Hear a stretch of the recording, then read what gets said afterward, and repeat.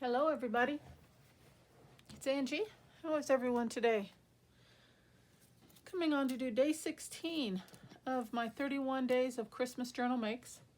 This is going to be a really quick and easy, simple video for you guys today. Not a new item at all. We're going to, I thought maybe reintroduce, if you haven't done these in a while, if you haven't seen them, some paper ruffles.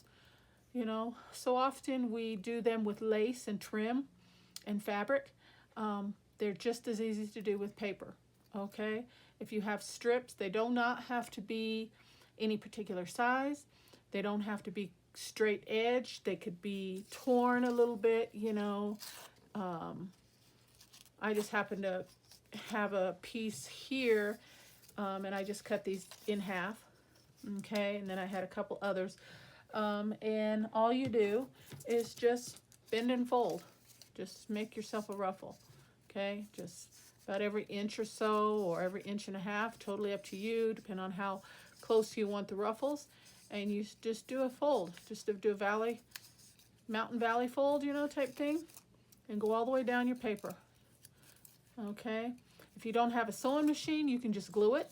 You can hand sew it if you want. If you have a sewing machine, just run you a stitch right down the center and you have something like this.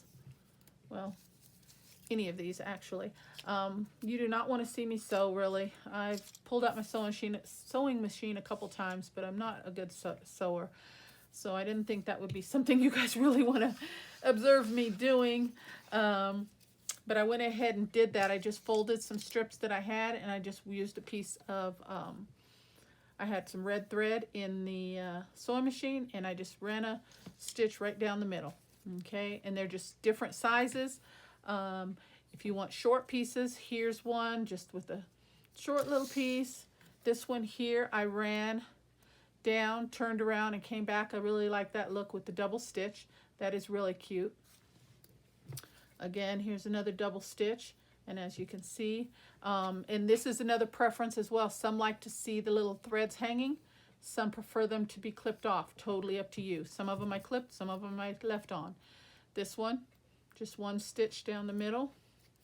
And the size of them determines on how big of a piece, the length of your piece of paper. Okay, this one here I really like. It's real thick. It was with a piece of thick paper, but I had two pieces. As you can see, the pattern is different, and you just once you come to the end of one, you just slide the next one in and continue on. So like if you're doing this one, when you come down to the end, all you do is, you know, your folds, however they are. So then as this one, when I come to the end here, I would just slide this one right in and continue on with my stitch if I wanted a longer one. Okay, totally up to you. Here's a couple, and then here's another one, just a little short one, kind of a little medium length one here. And really, to be honest with you, I do like the threads sometimes, and then sometimes they just, honestly, they just get in my way. Just kind of depends on my mood. Like right now, I liked them when I first did them, but now that I'm showing them to you, threads are just getting in my way and getting on my nerves, so I'm going to go ahead and clip those off. So it's totally a personal preference. Okay, then here's one. It's a piece of wider paper, so I went through twice. I went down, turned it around, and ran another stitch down the middle. So I think that's really cute. I love that plaid. I used that yesterday on my make for yesterday's project. So these are some pieces that I had left over. This one here, it was just kind of slim, thin, so I just attached a small piece of ribbon off to the side. Gives it a little bit of a different flavor. And then, so then I thought I'd try a piece of lace. And this one is blue with a little bit of white, so I had some white lace. So I was like, oh, let's see how that looks. And there we go. Maybe that'll show up a little bit better if I put it on the book page. So again, I like that, and I did a double stitch on that, and I purposely kind of just did I didn't, for any particular reason, tried to do a real straight stitch. I ran a stitch down, turned it around, and did another one, and kind of offset that one and just kind of you know, because I like that little messy look, and I purposely did the folds to where they wouldn't be perfectly straight. But if you want to take your time and do really time consuming and do each fold so you have a nice straight ruffle, again, that's totally up to you. Okay, so yeah, so this one I'll probably go ahead and do another one because I don't want to waste this pretty paper. But I think they're both the same size. Yeah, so what I'll probably do is just make another long one. And just do your folds any kind of way.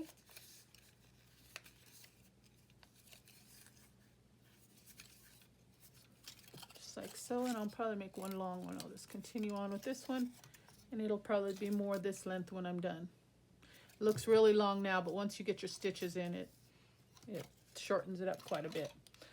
So yeah, that's my project for today, some paper ruffles. So I'm gonna bring my journal in and just kind of give you guys a look as to, you know, how it would look in a journal. And please don't pay any attention to my journal. I'm just now getting the signature. I just got the signature sewn in. So I haven't decided on how I'm going to decorate the pages quite yet. So I'm not going to put any of these ruffles down yet because I don't know how I want them put in the book yet. But I just want to give you an idea of how they would look. Like, see here, I've got a piece of plaid, black and white. Let's see how this would look. Look at that. Beautiful, beautiful. Okay, let's try this blue and white. And you may want to bring that in on the inside so you can see the lace a little bit more. Look at that. I mean, I think it's just beautiful. You can really get away, and I've said this before, mixing and matching your papers and your patterns at Christmas time. It is so easy. They flow, they go together, they blend, they just look great to me. Maybe on a normal journal I would not put plaid black and white with a blue themed design paper with red thread to boot. But for some reason that just flows to me. Okay, say you want to put it on a piece of blank paper. Okay, let's come over to this page. You know, say you want to put it there and then put yourself a pocket or something else.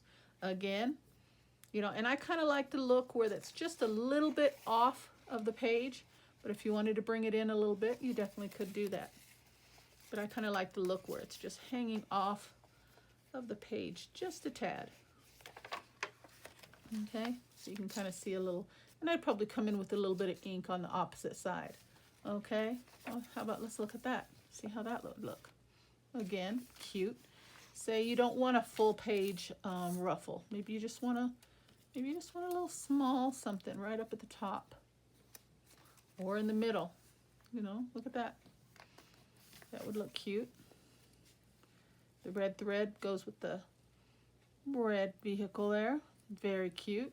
And then you can kind of see that next page, the blue, brings out, and you know, it just kind of gets the brain and gets the mind ready for your next page to me. You know, you're looking at this, you're like, oh, nice flow, but then you're like, wow, the next page you turn and you're coming into some blues. Just a thought. Okay, well, how about this green? Got a green page here. Bringing this again. Oh, wow, look at that, gorgeous. I love that. I really like that a lot. Okay. Again, that's nice too. Maybe I just want that right there. Okay. How about this blue one? Even this blue one. Very cute. And because of there's more green than blue on here, when I would, me personally, if I were to use this particular piece on this page, I would bring in a little bit more red and a little bit of blue to balance that page out. So just a thought, okay? So yeah, that's kind of it. I think we've tried all of those. Here's this little tiny one. Still adorable. Oh, and this is the page we did yesterday. I'll show you that because I kind of didn't get a chance to really see, like something like that. Right on that page right there, guys. you know, you can bring it down. You know, if you use multiple ones, maybe have one up at the top, a few pages in, have one in the middle, a few pages back, have another one at the bottom.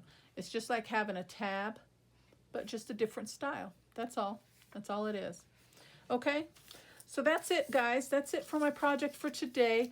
And let me go back to that other page. I really like that look.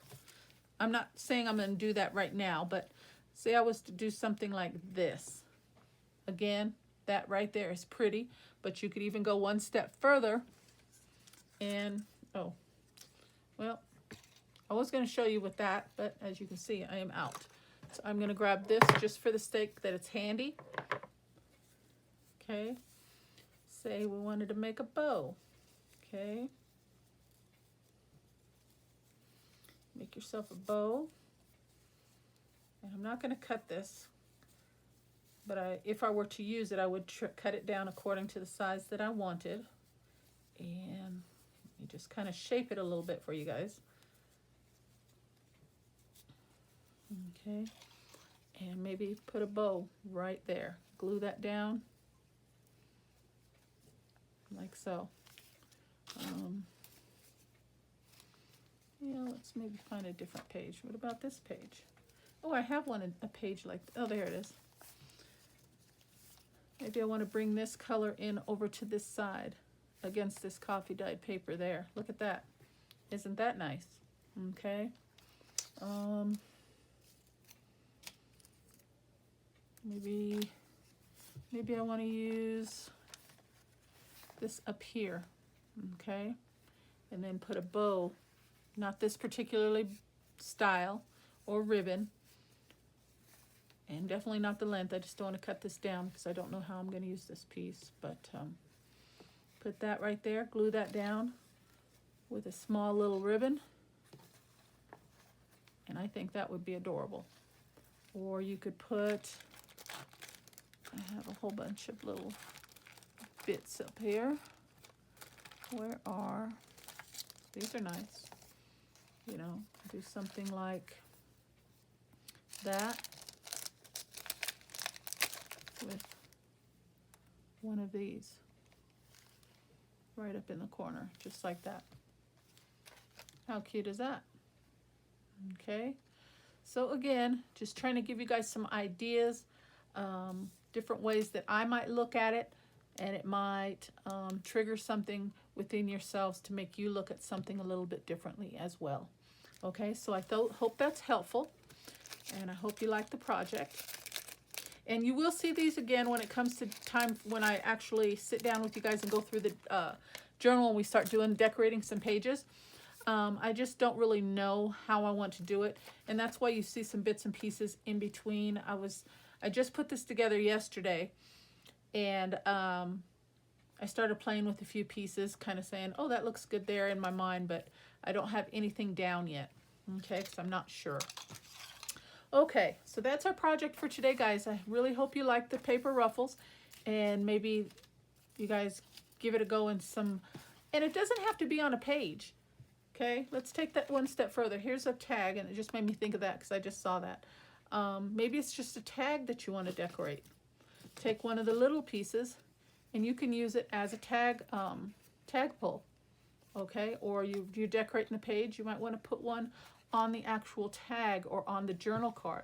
It's not just for your journal pages. You can use them on your ephemera pieces as well for decoration. And as you can see, they don't take up a lot of bulk. They're very flat. Okay, so anywhere you add them in your journal will be a gorgeous piece to put, okay? If I worded that good. Okay, guys, so that's it for today on that. Now I want to give you guys another look. I went ahead and put this down. This was my video yesterday that I showed you guys a process of doing a full page layout with a doily. And I just used a doily. I cut it in half and used it kind of like for a door, so to speak. And I just put a piece of ribbon there. And I just decided this was where I wanted it. And there we go. Okay.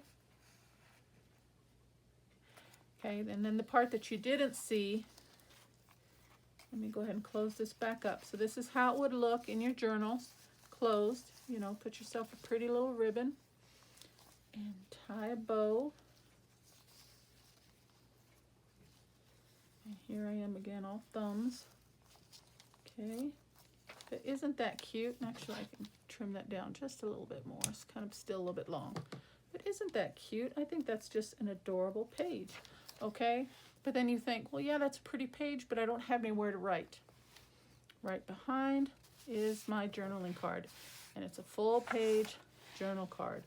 And all I did was put a tab up at the top. I put me a nice, pretty Christmas stamp there with some bells. And then on the back, I did another little stamp with a little Christmas phrase. It says, Christmas is a time to remember the joys of living, the gift of friendship, and the beauty of the season. And then it says season's greetings. So very simple, but very effective. And I think it's a very, very nice page. Very easy to do. So if you haven't seen it and you guys like that page, please go back to yesterday's video and take a look. Okay. So yeah. That's it for today, guys. Thank you so very much for watching. I do appreciate it. I love your comments, and I will see you on the next video, okay? Until then, happy crafting. Bye-bye. God bless.